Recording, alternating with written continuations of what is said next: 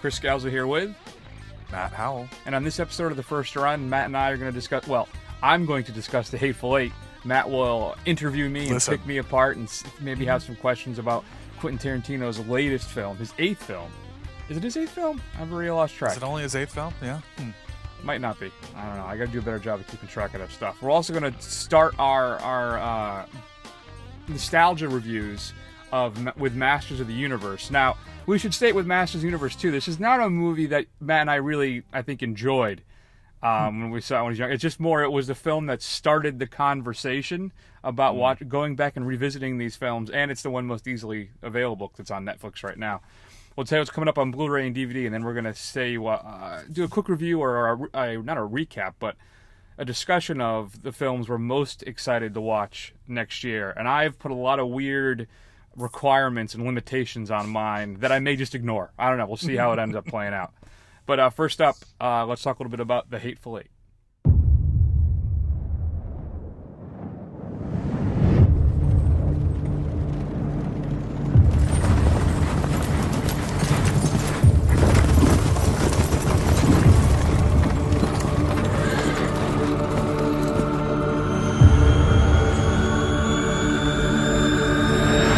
Got room for one more?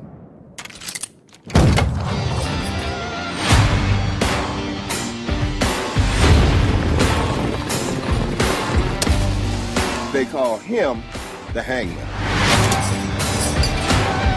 When the handbill says dead or alive, the rest of us just shoot you in the back, come up on top of a perch somewhere and bring you in dead over a saddle. But when John Roof the hangman catches you, you hang. Get in, boys!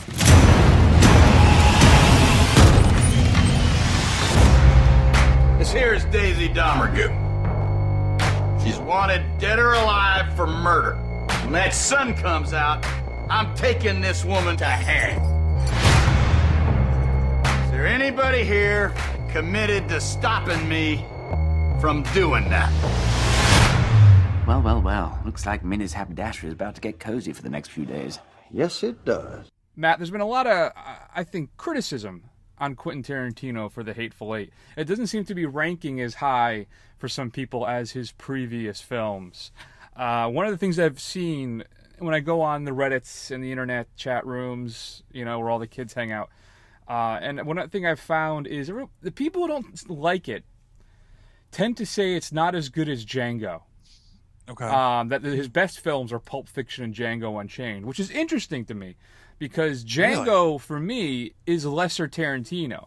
Me too. I think that film isn't as successful as films like Inglourious Bastards or Kill Bill or, of course, The Pinnacle, which is Pulp Fiction. So I think I wonder if it comes down to those two camps. Let me just start out by saying I had an opportunity, and I took it, to see The Hateful Eight in 70 millimeter. I saw it on Christmas night. It was a 10:30 show, and it's a 3-hour-long film. That was quite a commitment. My significant other was not pleased that I would be leaving the family on Christmas Day to go watch the movie. But that was at the time when I thought it was only going to be showing like that one day. I didn't realize it was going to expand and be there for at least a week, maybe 2. Right. But I was super excited. I got in line. It's a 10:30 showing, as I said. I'm there by 9:50. And there's already a line, and I'm thinking, wow, we got some fans out here. So I get in and I sit down, and what's great too, no trailers, right? No commercials. We start with the overture featuring some music from Ennio Morricone, who's one of my favorite composers for film scores. And then, of course, the film just starts after the overture. And I was absolutely riveted, Matt, with this film. I know, and I'm trying to formulate in my head this whole thing about, well, if you're a Tarantino fanboy, you're going to love it. But if you actually, if you're not, then you're going to see all the flaws and how bad a movie it is. And I feel like there's this weird backlash now against Tarantino when it comes to this stuff. I think this is a film for people who love film. Violent film, but people who still love movies. I don't think this gets pigeonholed or shoehorned into just, well, if you're a Tarantino fan. And that whole thing bothers me. This whole backlash against fanboys.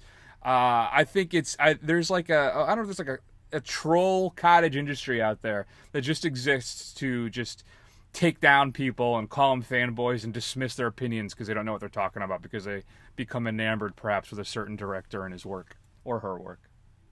But there's also some issues people say with the beginning of the film, that it runs a little long until we get to the cabin, which is interesting. I don't know if I'm really wrapping my head around it, but he shot that in 70 millimeter, right? That's the whole big thing about the expanse and how wide and how big it is. But 3/4 of the film, well, I guess more 2/3 of it, takes place in a cabin.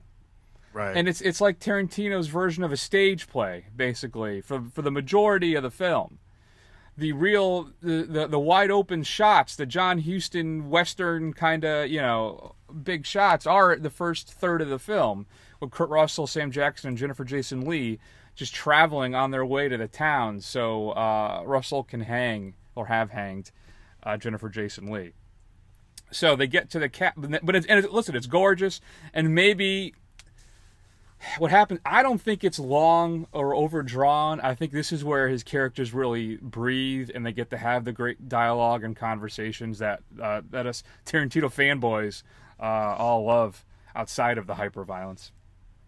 But I thought it was absolutely riveting, and I really enjoyed the interactions between Kurt Russell and Sam Jackson. Jennifer Jason Leigh, too, is just fantastic in this film. So if you can get some people, I guess that's one of the criticisms is they feel that kind of takes too long. I don't think so. They pick up Walter Goggins. That's where he's introduced on the way. And this is really his film. Well, Sam Jackson and Walter Goggins are really the stars of this movie. They're the ones that carry it throughout the whole thing. So we get to the cabin, right? And then that's when we get introduced to all of our other characters, the rest of the Hateful Eight. And obviously somebody there is not who they say they are. So that's what's one of the really interesting things about this film is that Tarantino pulls on all these different movie tropes and movie types. There's the clue, right, where he has to figure out who the bad guy is. There's the one of my favorite things, and I think this is why when I walked out of the theater, I know I'm a little jumbled, but I'm still so excited about this film.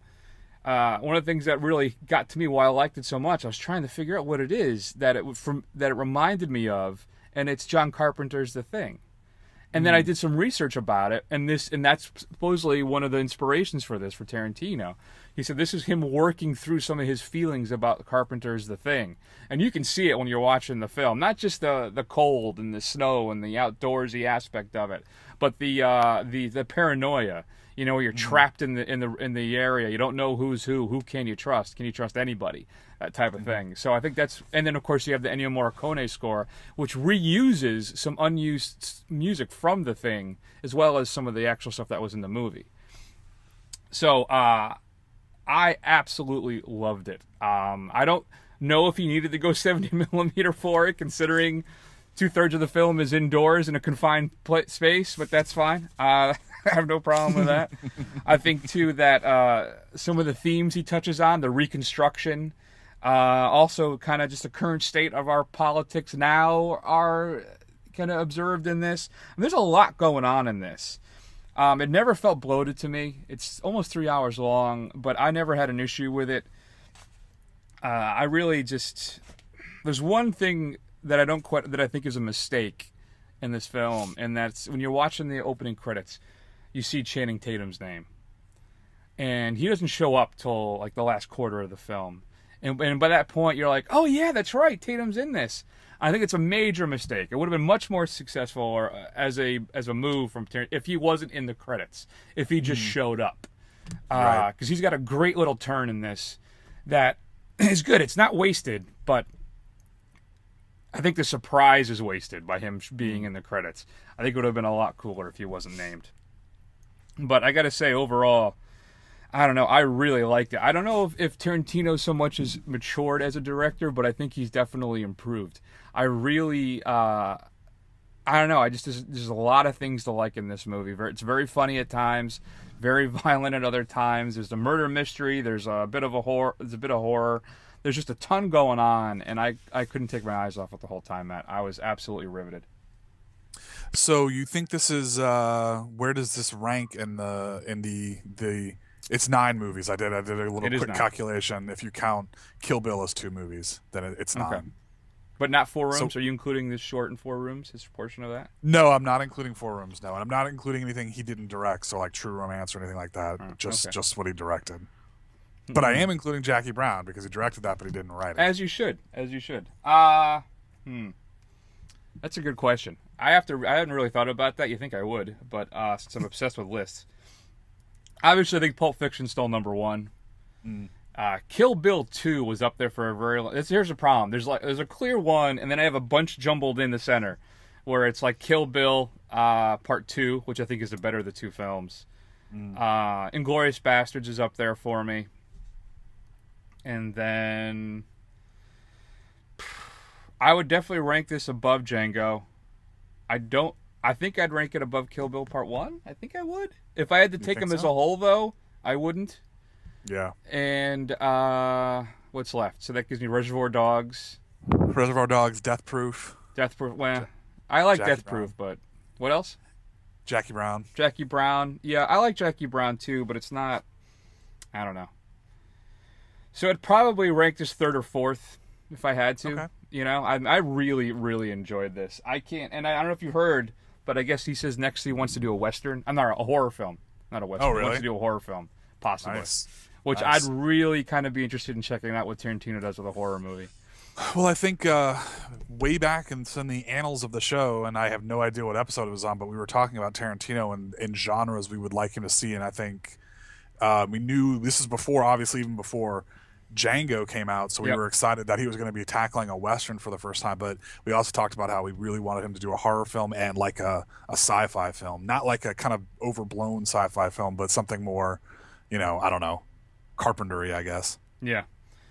Yeah, that would be... I would have loved to see something like that. So, anyway, back to the Hateful Eight. Really, just everybody gets their turn. Everybody has their shining moment. But I think really for me, that Sam Jackson and Walter Goggins are just riveting in this film. There's this one, you know what, I'm not even going to spoil it for you. You just have to see it. Between Sam Jackson and Bruce Dern, that is... It's one of those... I think going to go down as one of those classic Tarantino moments in regards to the dialogue and the conversation between these two characters. So, yeah, if you haven't seen it, unfortunately, you've missed out on seeing it in 70mm. I apologize for you. He says it's never going to be released again. Part of me is thinking, like, all right, fine. I mean, we did eventually get the Grindhouse release on Blu-ray, but we still haven't gotten Kill Bill: The Whole Bloody Affair, at least domestically here in the States. We haven't got it released on Blu-ray. Though they did release it. Did you see this in L.A.? They released that version of it for like a weekend where you could go see that full version. So maybe, and that was just this past year. So maybe there's a chance now we may get that Blu-ray release of The Whole Bloody Affair. It's one way, Weinstein's, to get my money again. I'm just saying. They need some help, That's true. They've been hurting. Yeah, they had a rough year last year. So, anyway, I got to tell you, if it's just vintage stuff. He's at the top of his game here for me. I think this is vastly improved over Django. My issue with Django, of course, being again that I felt like he didn't know how to end that movie. It's weird and jumbled and scattershot, and then it kind of just ends abrupt. I don't know, but yeah, even the lack of Christoph Waltz.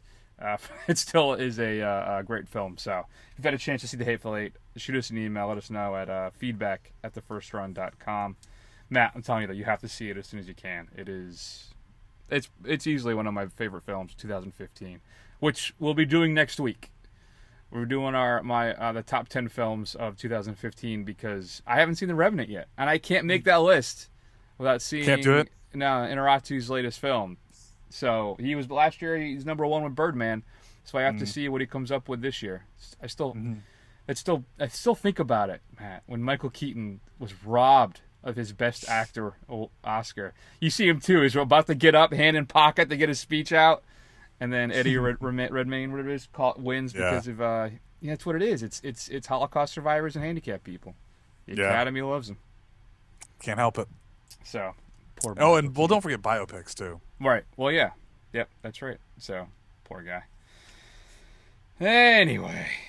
So, Matt, let's talk about what's coming up on Blu-ray and DVD this upcoming Tuesday. That's January 12th. First thing, we missed this past Tuesday, so I just want to tell you, Sicario came out. A fantastic film. If you haven't seen it, check that out.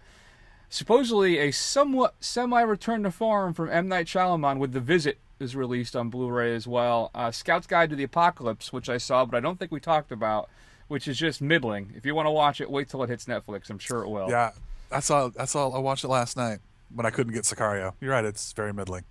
No, and then finally, Eli Roth's The Green Inferno was released on home video as well, VHS and beta. I saw Green Inferno as well, Matt, and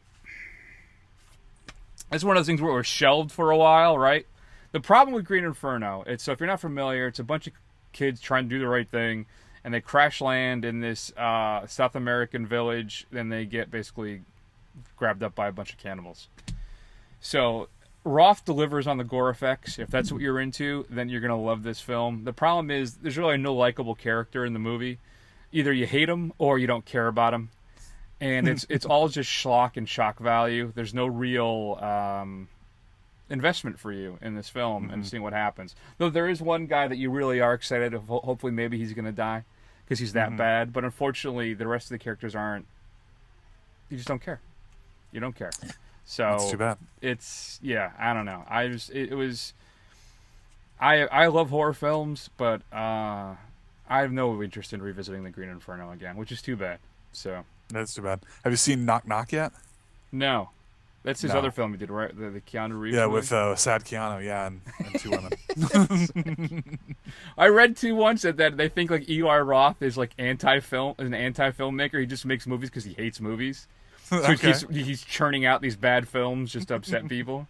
Yeah. Which I think is, if that's his real artistic move, I have to have some more respect for him at that point. That'd be, I'd be impressed. It's got some balls. If that's the case, congratulations, it's working. There you go. So, one of the biggest films of last year, Matt, if you haven't seen it, The Martian is going to be available this Tuesday. Matt Damon. Like I saw online, somebody compiled how much it's cost to rescue Matt Damon from different films. Like from Saving Private Ryan and now The Martian.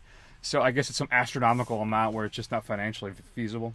A bunch of behind-the-scenes featurettes, including a gag reel. It includes a digital copy and ultraviolet pass.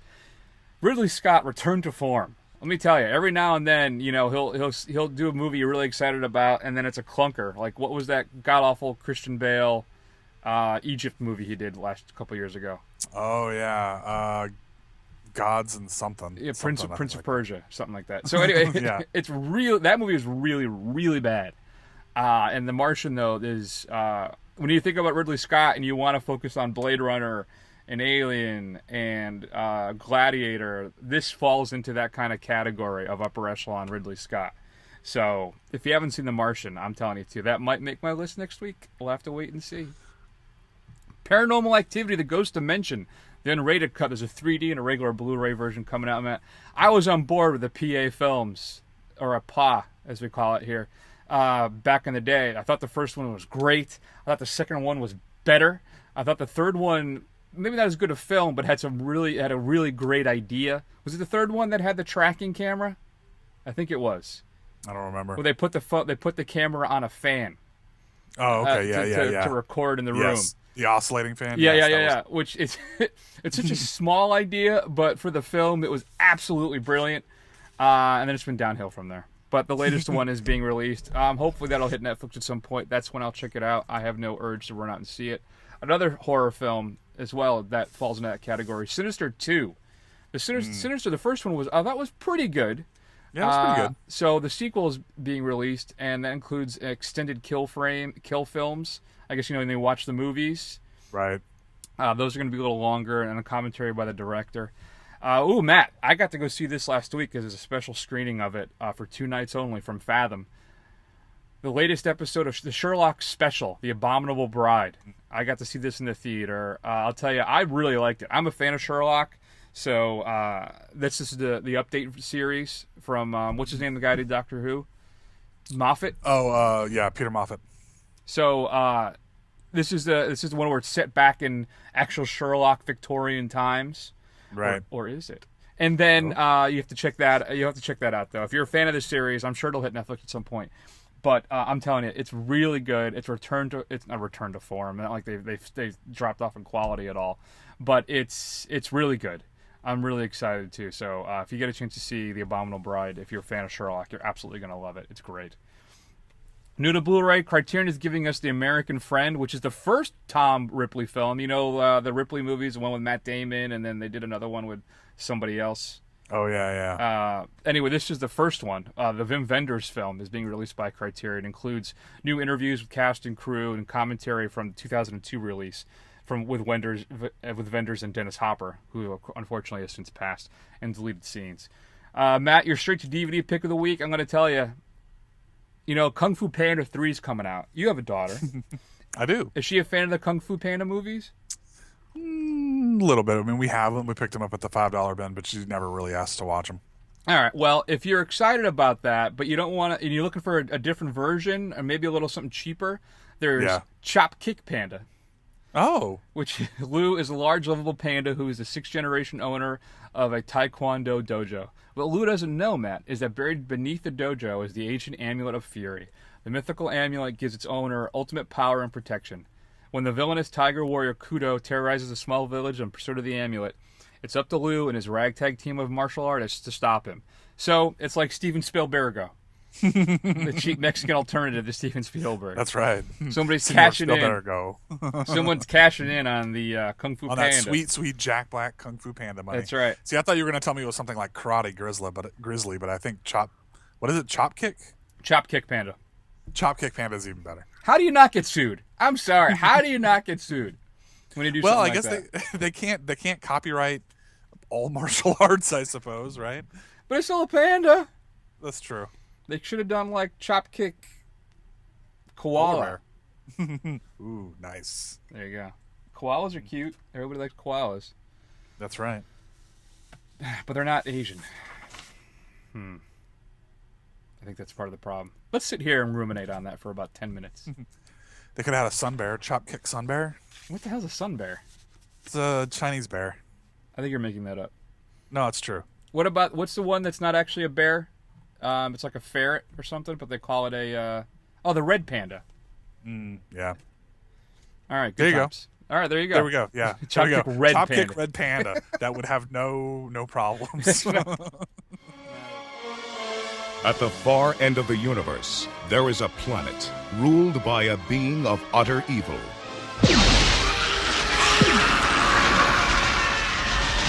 And there is only one man who dares challenge him. They are locked in a battle to the death. A battle that will take them across the heavens. Stop him! A battle that will finally be fought. I want them hunted down and brought to me! Across the face. Police! Nobody move! Of Earth.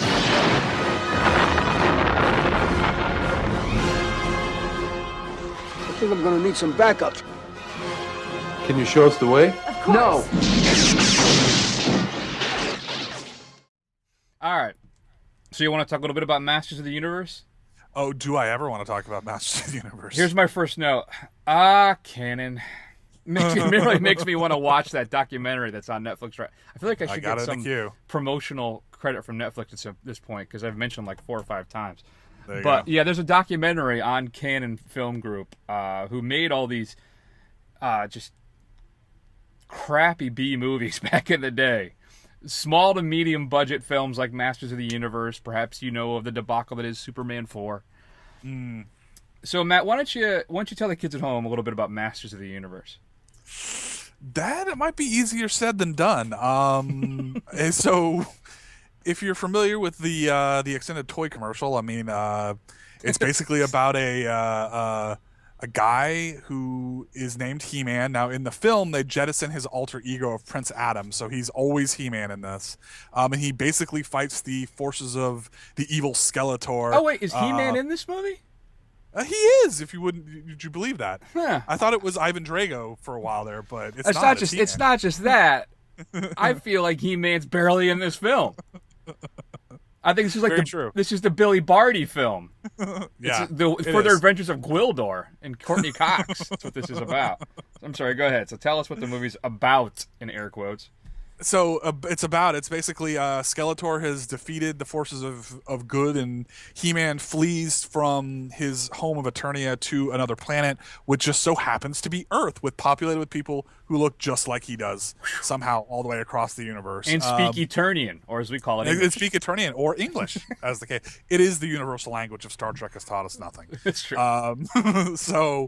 Yeah, that's basically it. They're trapped on Earth, and Skeletor is coming after this, the magical MacGuffin that they have possession of, and they, fly back to Eternia and defeat the forces of Skeletor. Right. After a very expensive battle of special effects on Earth. Let me tell you, every dollar's on that screen. It is. All $35 of it, I think. So, I mean, I have some interesting things. So Yeah. I was watching this film, and for some reason, I completely blanked that that's Dolph Lundgren. And Really? I just thought it was some other guy. I just thought it was some other. I'm like, and then like about 10 minutes into it, I'm like, man, that guy looks like Dolph Lundgren. And I'm like, wait a minute, that is Dolph Lundgren. How can you forget that he was He-Man? I completely blanked that it was He-Man. You just thought it was some random guy they pulled off the street? Yeah, because it just didn't. You think it was? Give Hold off on. the. If I can reach it. Keep talking. He wasn't. Maybe it wasn't because he was glowering enough. Like he didn't look like he was pissed off, like Ivan or the Punisher. So maybe that was it. Did you think it was Sam Jones? Yeah. See, that's what I thought it was. I thought it was somebody like Sam Jones there. Mm-hmm. But I mean, I did have a little. When this thing started, I was like, oh man, this is just like every cheesy 80s fantasy trope, like just all packaged into one. And then of course I was like, hey, there's Courtney Cox, and then I was like, hey, who's her boyfriend? And I was like, oh yeah, that's that guy from Star Trek Voyager. That took me a good 10 minutes to try and figure that out. And then Frank Langella slumming it under some makeup. What? I'm not insulting Frank. I'm insulting what he had to do for a if there's paycheck. anything worth watching in this film, it's Frank Langella as Skeletor. No, I completely 100% agree with you. I'm just saying, just the very fact that he is in this film, an actor of his caliber, is in that makeup, and that's what he's doing, and somehow makes his scenes watchable is amazing. Yeah, and kind of disturbing. I don't even know where to begin with how bad this movie is. It's basically like a non-plot. I don't know. Yeah. Just like you said, it's the MacGuffin. There's the Cosmic Key, whatever I can't remember what it's called. The Cosmic Key, you got that. Okay, you're right. So it's Japanese. It plays musical tones that allows you to teleport to certain areas. That's right. Naturally, into other worlds. Yes. And thankfully, it plugs into amplifiers or something like that. So it does. That's handy. Well, I think one of the don't forget. Yeah. I mean, there's Robert Duncan McNeil, a.k.a. Tom Paris from Star Trek Voyager. He has perfect pitch. So after they lose the MacGuffin, they can use a Casio keyboard to open up portals. Yeah. Because he remembers. This is where they got the idea from Independence Day, where they could just jack into the spaceship. It's very true.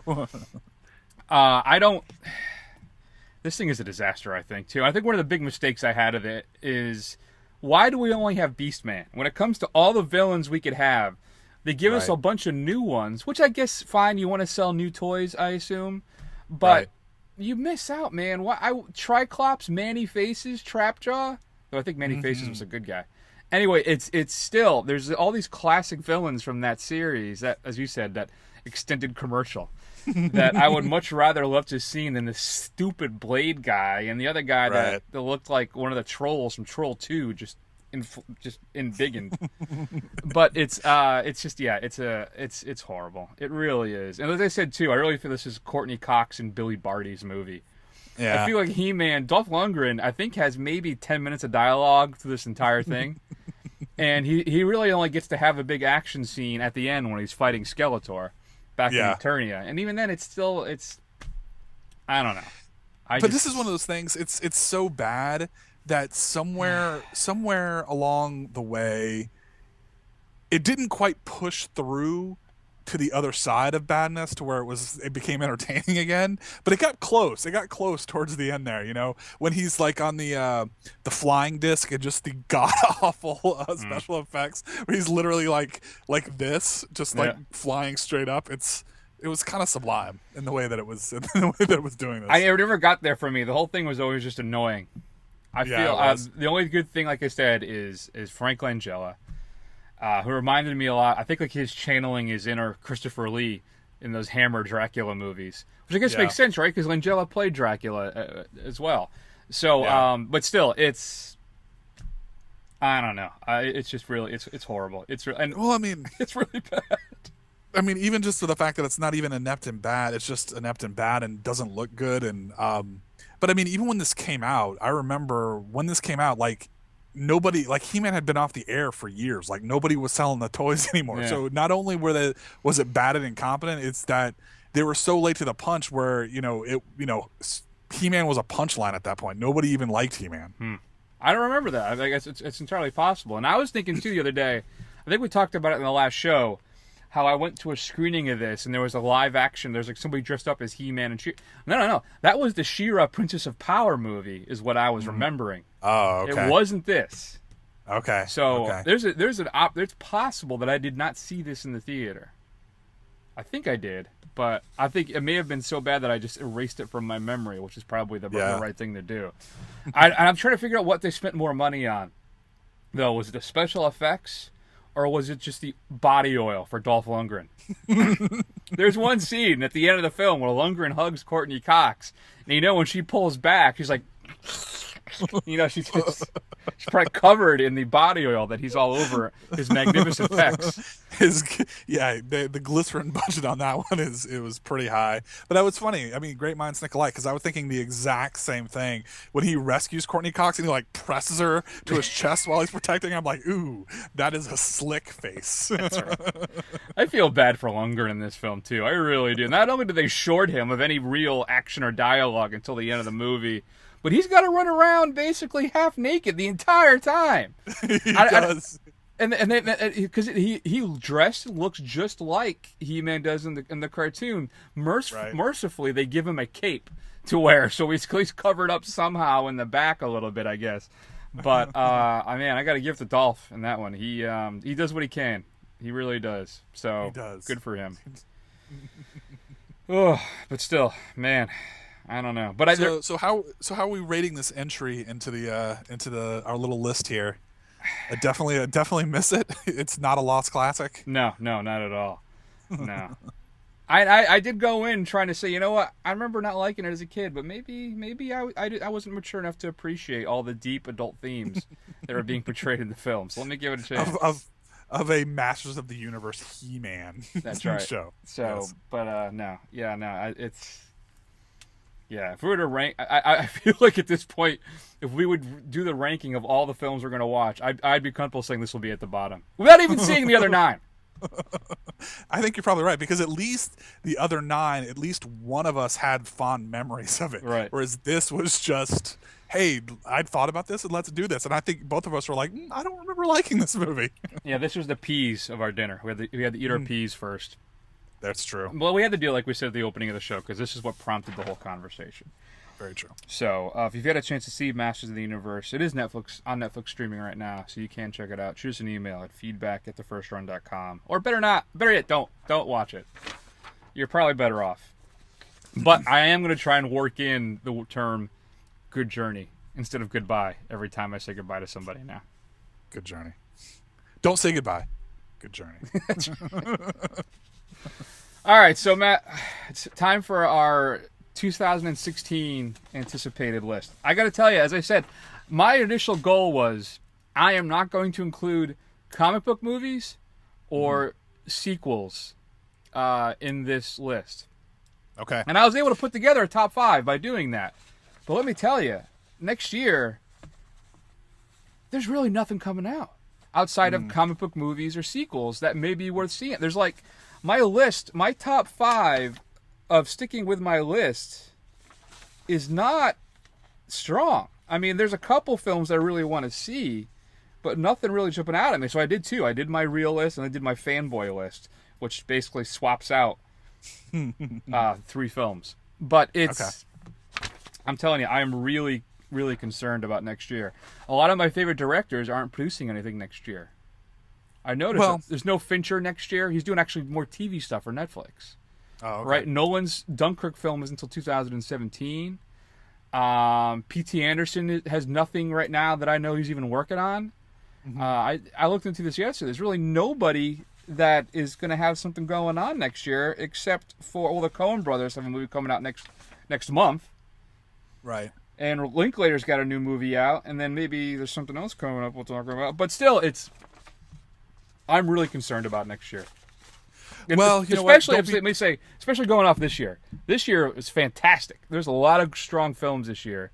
So, I don't know. I think I'm going to be in for a bit of a letdown next year. Sorry, go ahead.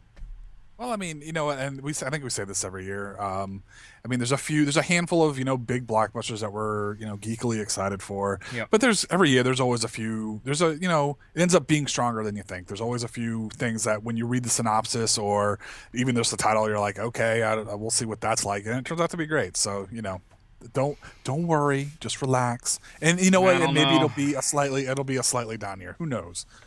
Just relax. I don't know. I'm very concerned. I almost didn't get out of bed this morning. I was so worried about it. You love film. You are dedicated to your craft. I am. So, why don't you go first? Why don't you start us off? What's your fifth most anticipated film of 2016? Okay. And so, just for the record, I put no idiotic restrictions on myself. So here we go. I'm trying not to be offended by that. Go ahead. Try not to be. All right, so my first one you actually just mentioned is Hail Caesar, which is the new Coen brothers film. Coen brothers are one of my favorite filmmakers.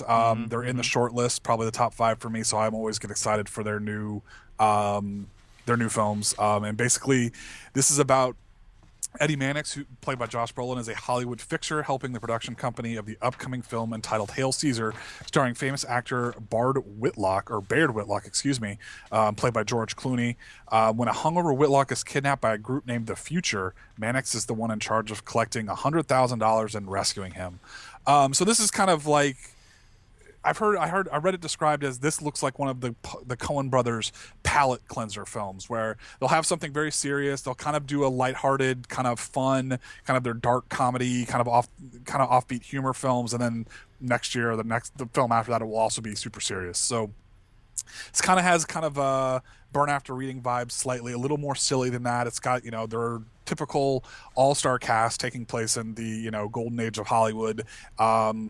You know, it's got Clooney, it's got Scarlett Johansson, you know, Ralph Fiennes, Jonah Hill, Frances McDormand, Tilda Swinton, and your boy Tatum. So I think this is going to be fun. I look forward to it. I always enjoy the Coen brothers films, so I'm really looking forward to this one. Yes, yeah, that's that may come up. So let's talk about my number 5 then, and that's Sausage Party.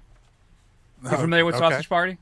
I am, but why don't you tell us about it? So it's Seth Rogen and Adam Goldberg's 3D animated adult comedy. It's basically one sausage's quest to discover the truth about his existence.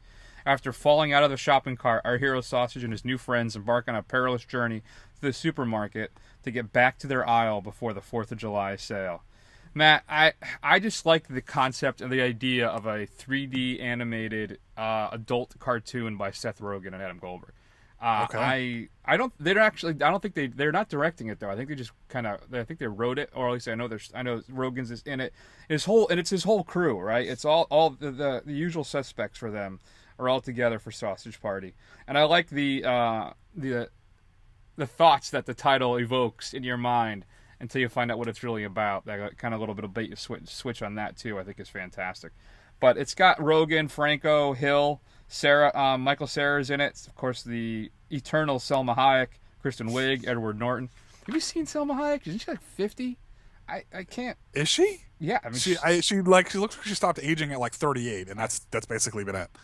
So yeah, but anyway, it's coming out August 12th. I think here's my problem.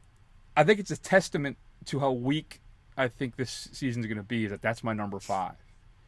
It's pretty bold. It really bothers me. So I'm telling you, when I look at this stuff too, you know, we'll talk about. I don't want to step on any of your picks. We'll get into it as we go. So I guess for now, that's my number 5. I'm thinking about.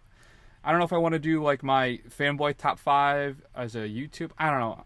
This is all inside. We're now running through my head and babbling. So why don't you give me your number 4? All right, so number 4 is also by a filmmaker you just mentioned. This is Everybody Wants Some, the new film by Richard Linklater. So this is the plot synopsis on Wikipedia. You ready? It's very deep. Set in the 1980s, the film follows the lives of college freshmen who are also baseball players. Finn. But basically, this looks like a return to kind of his Days of Confused, set in the 80s in college. Now, granted, this could rightly so give you some pause, because I mean, obviously, all they're doing is moving everything a step forward from a Dazed and Confused. But I'm willing to give him the benefit of the doubt. It's been a while since he's made a movie like this. I think the last one I guess I would count would probably be like School of Rock. But and I never did see Bernie, which I know you saw, that I think you said was pretty good. But yeah, I mean, he's always an interesting filmmaker. He's got some hits. When he hits, he really hits. But he's definitely got some misses too. But I'm definitely gonna go check it out. It looks like it's pretty fun. Yeah, that's my number 4 as well. Actually, coming out on April 15th. Linklater for me. I have a confession. I've never seen Slacker, and I don't think I've ever seen Dazed and Confused from start to finish. I think I've always just caught it in pieces. Okay. Yeah, so I really need to. I know it's embarrassing, but I need to catch up with that. So, but yeah, that's my number 4 as well. And for me, the trigger was Boyhood, which I think was an absolutely fantastic film. Not a high rewatch value, but a journey everybody needs to take, I think, when it comes to watching movies. So I'm excited to see what he comes up with next. So that's my number 4 as well. Now, are you a fan of his? I don't know what you would call them. The sunrise, sunset, midnight films. I haven't seen those either. Okay, all right. That surprises me. I know. I think, you know why? I think, this is funny. Any long-time listeners of the show, hi, Mom, we used to have another co-host named Chris Esposito. Okay. Who loved those films. He's a huge fan of Ethan Hawke, that Julie Delpy, right, the Sunrise films. So I think that turned me off from ever watching them. Just because you have no faith, and if Chris, you're listening, I'm sorry, which I know you're not, but if you were, I would apologize and say you just have no faith in Espo's taste. I know. Which was bore out over dozens and dozens of shows that we did. Exactly. Morning Glory. Thank you very much. All right, so that's why I never get around to. I was like, oh, this is on. Let me check this. You know what? Espo loves this movie. Maybe I'll watch The Dark Knight. But so many other people do, and it is a good film. They are good films. If you're kind of like that kind of, intimate, talky films, that they are pretty good. So, all right, I'll have to do a Linklater day. I'll watch everything that I haven't seen. There you go. All right, what's your 3? All right, my number 3 is actually coming out very soon. It is a horror film I think it's about to go wide in February 19th. It was a big hit at Sundance. It's called, I'm going to say, The Witch. The Witch. In the 17th century, a Puritan family lives alone on the edge of a New England wilderness. Soon after their infant son disappears, their daughter is suspected of witchcraft, and the family begins to break down in the face of an unknown evil. Yeah, I mean, this looks really cool. I really like the period pieces. A little bit I've seen from the trailer. It looks very atmospheric. The cinematography looks gorgeous. I couldn't get a sense really that well of what the acting performances were going to be like, but it looks like something I'm definitely going to have to check out. I mean, I love horror films. This looks like it's a kind of a moody, psychological, maybe scary, supernatural one, not necessarily a gory one. So I'm really interested to check this out. Yeah, I'm with you on that too. It's not in my top 5, but I saw the trailer for this a couple weeks ago, and I was like, wow, that looks really good. So, I'm really excited to check out The Witch as well. My number 3 then is Shane Black's latest film. If you haven't seen Shane Black's work, at one point he was the highest paid screenwriter in Hollywood.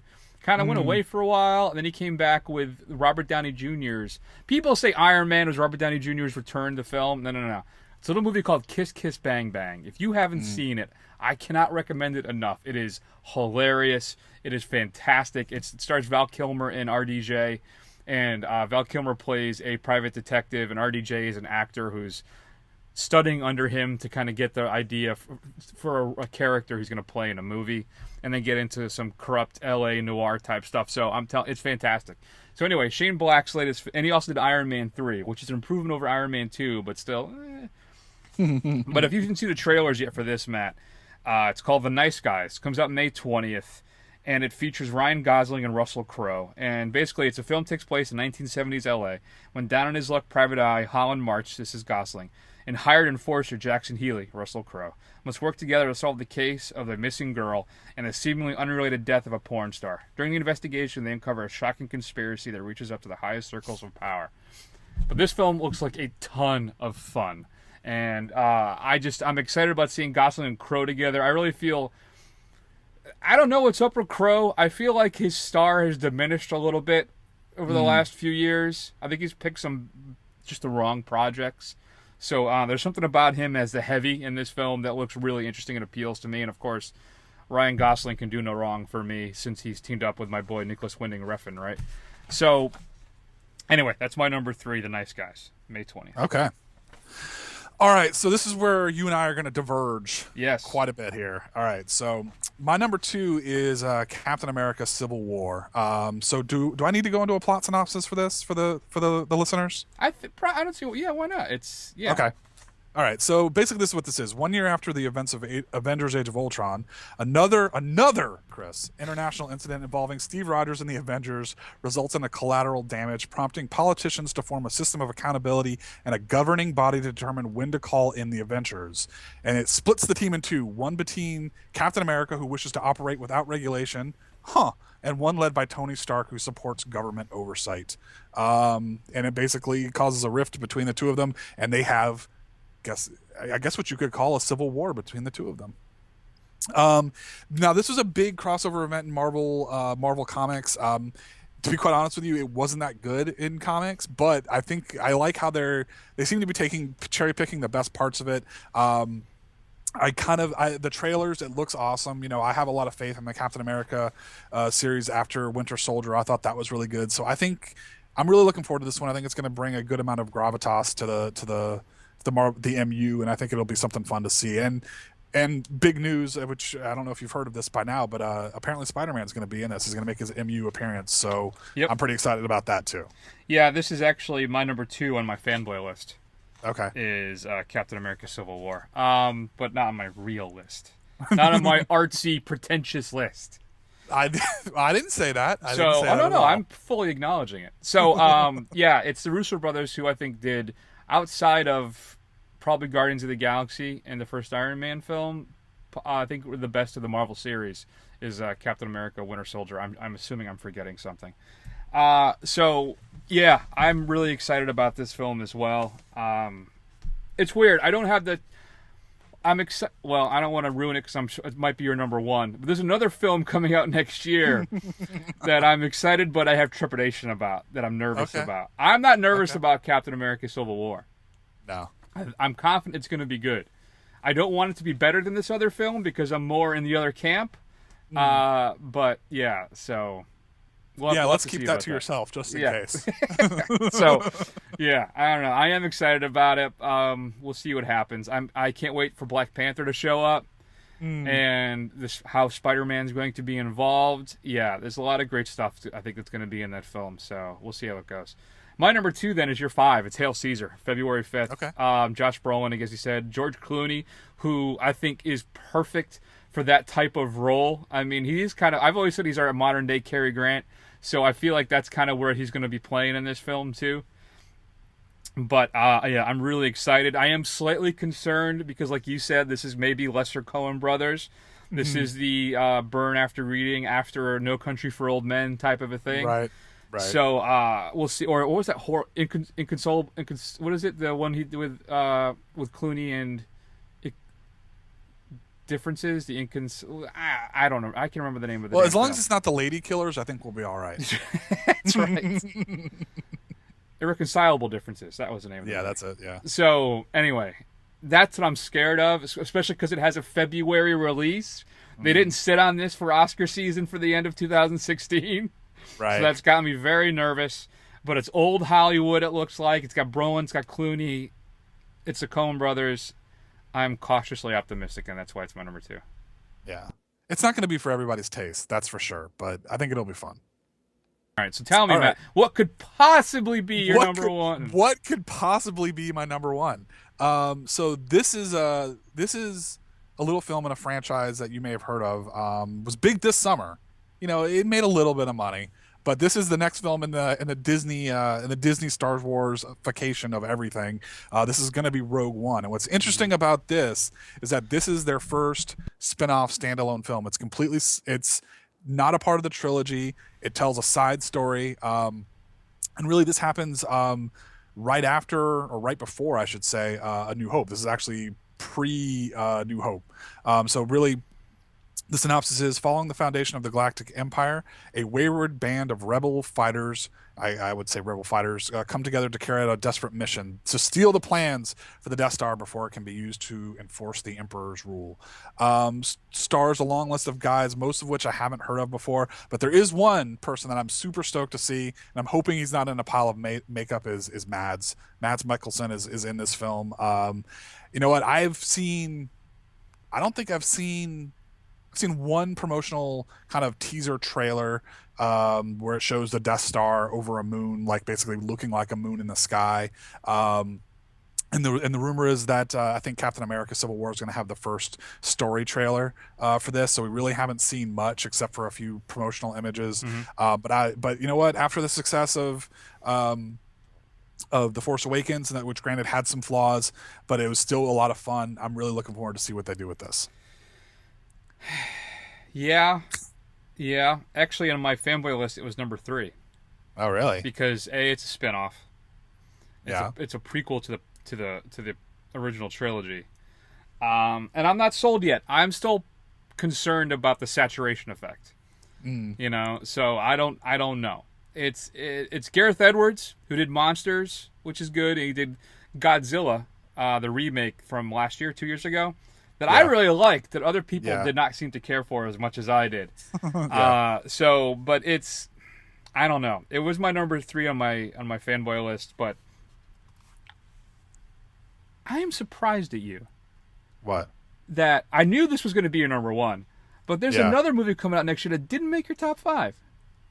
Did you forget about it, or did you? No, I didn't forget about it. It's actually, so I have my honorable mentions, and we'll talk about those. But I have 2 movies at the bottom, and I think it's this movie that you're talking about. Yeah. That I have reservations for, and I'm a little surprised that people are so on board with it for, I think, a particular reason. But I don't know. I'm still nervous because we haven't seen even a line of dialogue from this film yet. Yeah, and and initially when I was talking earlier about, I didn't want to spoil it, I was thinking that was going to be a number 1 because I'd forgotten that Rogue Squadron was coming out. But so anyway, we'll get into that with the honorable mention because there's a bunch of other stuff coming out that looks at least interesting. But my number 1 then is The Neon Demon. It's Nicholas Winding Refn. Okay. I adore this guy's work. He started with Pusher, the remake of the older show, over in the whatever the Dutch Netherlands, wherever the hell this guy's from. So, but this is Jenna Malone. I'm not quite sure it's going to be sad Keanu, and then Christina Hendricks. But Malone plays aspiring model Jessie, who moved to L.A., and her youth and vitality are devoured by a group of beauty-obsessed women who will take any means necessary to get what she has. It's a horror film, and if you haven't seen, listen, I feel like all this entire show is just a way for me to promote Drive, but it's one of my all-time favorite films. I loved Only God Forgives, which a lot of people don't see. It's a very polarizing film, but polarizing in the way that 60% of the people hate it, and then maybe 70%. There's a group of people that love Only God Forgives because it's basically it's like you're watching a fever dream. But I absolutely adore that film, and it gets better every time I watch it. But this is his latest film, The Neon Demon. It doesn't have a date yet. It's TBD for 2016. But I cannot wait to see this film. Outside of the fanboy stuff, that is the movie I'm most excited to see next year, is The Neon Demon. Okay, very good. But my number 1 would have been Batman vs. Superman, coming out March 25th. So let's talk about it. It didn't make your top 5, which I'm surprised about, Matt. So tell me why you think you'd rather see Hail Caesar, possibly Midland Coen Brothers, over one of the possibly biggest films of the year. All right. So we both know that I was never as much of a a DC fan as you are. I'm much more of a Marvel fan, and then a lot of the other Independence comics. I really liked Vertigo stuff, but I was never really much into DC beyond Batman. Your mistake, but yes. Okay. Fair enough. Hold on one second. Anyway, so, I'm not convinced on the movie. Kind of seems to be all over the place. So the first trailer we got was super serious, very dark. It seemed to be kind of like a go, follow the template that Man of Steel laid out. The second one, they seemed to try and bring some levity. We talked about how we weren't sure about Jesse Eisenberg's Lex Luthor choices. We weren't sure, they tried to throw in a few things, a joke about Wonder Woman. We did see Doomsday, so I'm kind of nervous as to what they're doing with this. And I know Snyder came out to address the criticism about showing Doomsday so early, and he said, that's not the only thing that's in the film. Just watch it, and there's probably a lot more to it than what you realize. So I don't know what that could mean. I'm gonna see it, but I'm very guarded about it. I'm reserved. We'll see. Yeah, I'm anticipating that Ben Affleck will be the best thing about that film, and I'm really most curious about seeing how his Batman is. But other than that, how great would that be though if Ben Affleck's Batman becomes everybody's favorite Batman after the backlash? Like, I always think of Daniel Craig as James Bond. They announced Daniel Craig, and it was like, "What, are you crazy? He's blonde, he's short, he can't be James Bond." And now he's considered, I think, by the majority of people, as number 2 behind Connery. Right. So I wonder. Yeah, I think you're right that in the end, Affleck's going to be like, "Man, he was an awesome Batman." Right. And I still think Henry Cavill, I can't seem to ever get that right in my head, has the potential to be a fantastic Superman if Zack Snyder doesn't stop tripping him up every time. I think it's one of the major mistakes of Man of Steel, not only because of how dour the film is, but also, if you watch it, I think he has 20 minutes of dialogue on that whole damn film. And there's moments when he is Superman-esque, but unfortunately they're fleeting. Possibly the most Superman moment is 10 seconds long, if that. It's when he goes to visit the army for the first time and he's floating above them. And he's like, "General," and he sounds just like he's supposed to say. And for me, that was the highlight of him being Superman instead of just destroying the entire city of Metropolis. So I don't know. Yeah, I have some serious concerns about this as well. I still think David Goyer and Zack Snyder are the wrong people to be helming this franchise. Even Nolan, possibly, because what may work for the Dark Knight series, and let's be clear, those films have their flaws. Doesn't translate well for Superman, and then I don't know about the larger universe. I don't know. We'll see what happens. But the fanboy in me, and me being a DC guy, that's why it was my number 1. I'm holding out hope that Snyder's going to pull something out of his rear. It's going to be a lot of fun and good, and that's the key, people. It has to be fun. Yeah, you can have it grounded in reality, is what they're trying to do, but still be fun. Right. So it's kind of hard when all of your best superheroes are basically gods. I guess so. Whatever. So, can I go through my honorable mentions real quick? Could you? Please. All right. So my next is my honorable mentions: Deadpool. I'm interested to see this as a hard R superhero film, so that'll be interesting to see. Ryan Reynolds. Doctor Strange. I'm excited about this because I like Benedict Cumberbatch. I know very little about Doctor Strange from the comics. I know barely nothing about him. So even if it's an origin story, this should be pretty much new to me. So I'm kind of excited about to see that. Here's the thing. Here's the problem we have with Doctor Strange. All right. The director of this film has not made many good films. He did a Hellraiser sequel. He did some other stuff that when I looked at his filmography, I'm like, okay. The thing, the saving grace for me about Doctor Strange is its cast. You have Benedict Cumberbatch, Chiwetel Ejiofor, Tilda Swinton, Mads Mikkelsen is your bad guy. If you need a bad guy, that's your go-to. So I'm excited about that. But I got to tell you, I don't know. We'll see what happens. Because as we all know, I'm more director-oriented. So Scott Derrickson's the guy's name. Not a strong group of film. So we'll see what happens. But yeah, that's the number 4. So go ahead. What else you got? Night of Cups, the new Terrence Malick film, which are always visually interesting. Watch the trailer. I think it's going to be a tough. It's probably going to be a tough watch, another tough Terrence Malick film to watch. But I'm always interested to see him at the very least. He was eventually going to be on my list, and then I thought about it. He has been tough lately. His last couple films, I can't. Now I have to. When before it was must see, now it's wait and see.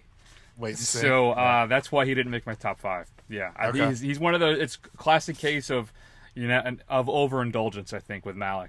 Now you could say that about Refn in Only God Forgives, and you'd be wrong. But yeah, I hear you. All right. Go ahead. A film called Green Room, Yep. which is about I think it's about a punk band. They get basically trapped in a club by a bunch of skinheads. But the thing that sold it on me is that the head skinhead is played by Sir Patrick Stewart. I don't know if he's actually a Sir, but I'm going to start calling him Sir Patrick I Stewart. think he is. Okay. Well, Yeah, there you go. it's by Jeremy Saulnier, who did Blue Ruin, which if you haven't seen, was on Netflix for a while. It's a great film about revenge and the true cost of revenge. So if you like those kind of movies, I'm telling you, you have to watch Blue Ruin. It's fantastic. So yeah, that's another good pick. TBD though, did you have a date on that? Because when I was looking it up, No, I didn't. But I not a firm didn't date. see the date. No. Okay. X-Men Apocalypse, I'm kind of about it, but I mean, I'm gonna see it at some point. I'm not gonna lie, I will see it, but kind of I'm not super excited. Let me talk. I want to talk about that for a minute too. I agree with you. That's coming out May 27th, and it's weird. That franchise I can't wrap my head around because I think Singer does a good job with those movies. They're entertaining when I watch them. X-Men 2, and then what was the most recent one? The Days of Future Past one. Yeah. Entertaining films. I have no interest in ever watching them again. No? I don't know what Not it even is. Days of Future Past? No, I bought it, No? and a couple of times like, oh, I should watch this, and again, I'm like, yeah, nah, I don't really care. And and I think it's, and I'm really concerned too about this latest one because Oscar Isaacs, who's having his moment, and deservedly so, plays Apocalypse. I don't quite the character design. I think we've talked about it in the past. I'm not in love with. I don't know why we still have to totally sex up Olivia Munn's Psylocke. She's got to wear that weird outfit that she did in the comics, while everybody else gets a more conservative redesign. But it's I don't know. It's on my honorable mentions, like you said, but it's one of those like, all right, I'm gonna see it because it'll probably be entertaining, but I don't care. Right. It's weird. Yeah. I don't know why I'm not more juiced about it. You think I would be? But I'm not either. I'm not either. But I'm not gonna lie, we're both. And another one too. I want to say too. Another film that fits in that category for me, and this bothers me to say this: Star Trek Beyond, July 22nd. Thank Justin you. That was Lin. my next one. Yeah. Not super excited for it. No, I don't know if it's because of that latest trailer that it uses the Beastie Boys song again, and then I don't know why. Because I love the first one. I thought the second one was strong, even though they botched the Khan reveal. But I don't know. I feel like, all right, I'll go. I'll probably enjoy it, but I'm not that excited about it. Yeah, I'm with you. I also had the new Bourne film, which is untitled, but it's got Damon, it's got Greengrass coming back. So I enjoyed those first three. So I think it'll be a kind of good midsummer action film. July so 29th. It'd be a good birthday present for me too. Yeah. That's what I get. Star Trek Beyond comes out right before my birthday, and then the Bourne film comes out the week after. So that'll be interesting. Happy birthday to you. Thanks. They've also got a film called Connor for Real coming out, which I don't know much about, but I do know it's by it's got Andy Samberg, that whole Lonely Island. It's their first movie since they did Hot Rod, which I think is a little underappreciated. I liked Hot Rod a lot. I think it's a good little cult film. So I'm kind of interested to see what they do. But I mean, I believe the basic premises of this is that Samberg plays a white rapper who has whose roots are back in a boy band, and he's getting pulled back into that boy band world. I'm not Sounds dumb. I haven't gotten into Sandberg, but maybe I'm missing out. I don't know. Yeah, Brooklyn Nine-Nine's pretty good. And then my last two things. Thank you for indulging me for how long this list is, Chris. But the other thing that didn't show up on my list was Ghostbusters. Right. Very, very apprehensive about that. I know the geekosphere is just kind of going crazy because it's an all-female cast, but it's still in my mind, you're remaking Ghostbusters, and it's not something I'm sold on right now. So I'm gonna wait to pass judgment until I see it, or at least see some trailer with some dialogue and some jokes in it. But as of right now, I'm very tempered in my feelings toward this film, because if you said everybody was all pissed off when they said they're going to remake Ghostbusters until they said, oh, but here's your cast and here's Paul Feig, and now everybody's giving it a pass. Well, it's not a remake, right? It's a sequel, isn't it? No, it's a complete reboot. Like the first one never happened? Yeah. Like the original series never happened? Right, exactly. Oh, I thought it was one of those passing the torch type films. No, see, and if it was a passing the torch type film, I'd probably be better okay with it. But they're basically saying that the first one never happened. Ooh, I don't know. But Paul Feig gets a lot of goodwill from me. I cut him some slack, not because just Bridesmaids and Spy, which I loved. I haven't seen The Heat yet, I must confess. But he's also on. He was on The Soup, the dearly departed Soup, unfortunately, a bunch of times. Whenever he was on, I thought he was absolutely hilarious. So I cut him a lot of slack. I thought it was a pass the torch film. It's not. That's interesting. I don't know, but you know what? I like the cast too, particularly for me, Kate McKinnon, who is the MVP of Saturday Night Live. If you watch SNL now, I mean, she's the strongest one they have. So yeah, that's interesting. All right, well, yeah, it's an honorable mention for me too. All right, what else you got? Anything else? Just one more thing. Well, I mean, it's not even an honorable mention because I want to watch it, but it just kind of ties in with Ghostbusters. They're remaking The Magnificent Seven. So that's the reaction. That's the reaction, and not only is it Anton Fuqua doing it, which is that's why it's not with confidence. That's why I got cut from my list. I have never seen an Anton Fuqua film that I've liked. He makes bad movies. And don't start with me on Training Day. Training Day is not a good movie. All right, Denzel is great in it, but the movie itself is not that good. Right. And then he did Tears of the Sun, the Bruce Willis film that's not good. Yeah. Equalizer film, a misstep, lots of problems. And I saw Magnificent Seven, and I'm like, I saw the cast. I'm like, well, that's a pretty interesting cast. And then I saw Antoine Fuqua. I'm like, nope, off the list. No. So really, Suicide Squad, not for you, huh? Yeah, again, I'm even more reserved about Suicide Squad than I am about Batman versus Superman, and I think a lot of it has to do just that trailer. I mean, granted, I want to see, just out of a morbid curiosity, I want to see Jared Leto's Joker. I am interested in seeing Margot Robbie as Harley Quinn, but literally everybody else. I mean, when Will Smith as Deadshot, he's Deadshot, right? In this, when he says in the trailer, so we're some kind of Suicide Squad, like it just turned me off. It just looks completely just hackneyed and dumb. Yeah, no, I'm not really excited about it myself. It's on my list, but as an honorable mention. But yeah, and did you see too that's what they're plotting for a new Batman movie with Ben Affleck is they're going to have Will Smith Deadshot in it as a team up. Oh, I'm great! We're just doubling down on that, huh? Yeah, we're going to drive this whole franchise, this whole universe into the ground right away, aren't we? I actually had another remake on here that I saw. I'm like, really? And then I saw who the director was, and I was like, and that's Ben-Hur, coming out August 12th. The Russian director Timur Bekmambetov, who did these great little films, Day Watch and Night Watch, though I think they were reverse order of release, which I enjoy those films. But then he also did Wanted, which is not a good movie. Right. So I don't know. I feel like I give him a little pass because of Night Watch and Day Watch, but he's got to show me something and show me something quick. What else? Whiskey Tango Foxtrot coming out March 4th. Oh, that's pretty good. That's Tina Fey, where she works as a war correspondent in Afghanistan and Pakistan during the operation and during freedom. Fey plays Kim Barker, develops a crazy relationship with fellow journalist from Scotland, Martin Freeman, another actor I absolutely love. So I'm really interested in checking that one out as well. Conjuring 2, I really like The Conjuring, even though I don't think anything was actually conjured. This one is the Enfield Poltergeist, comes out June 10th. James Wan returns, as does Patrick Wilson and Vera Farmiga, who play the Warrens. This time it's not Enfield, though, Connecticut. It's Enfield, England. And then what else did I have, Matt, that you didn't mention? Zootopia, the Disney film. That clip with the sloth, I don't know if you've seen that. I thought that was really funny.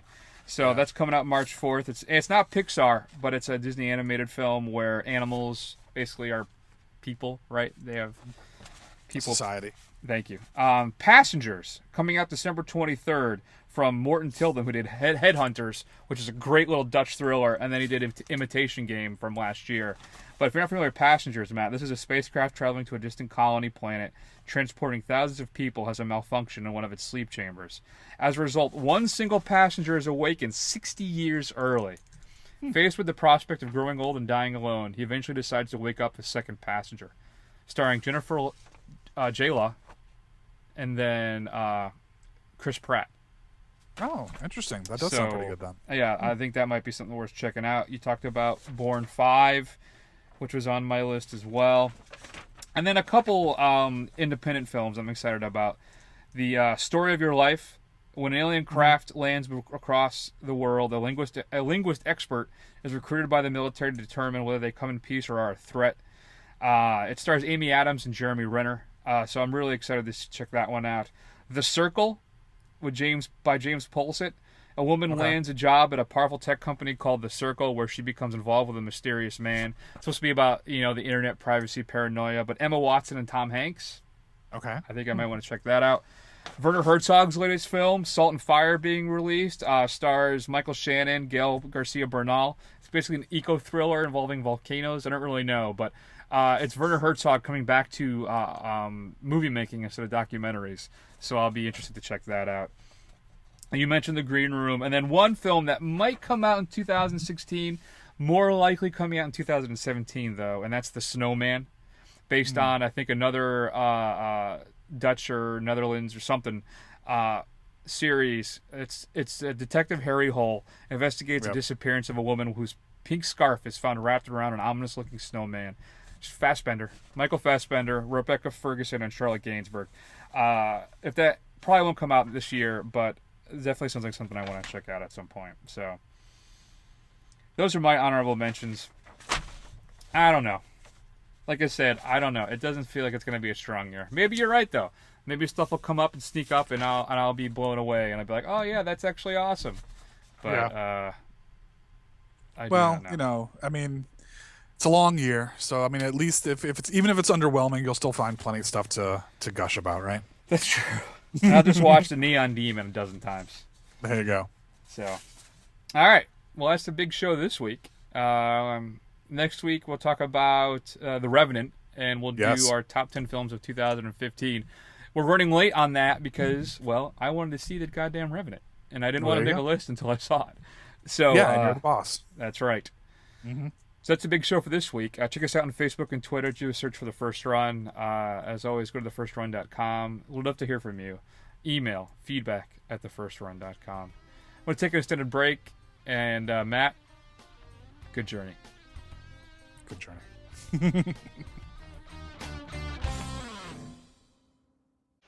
Good journey. Good journey. Good journey.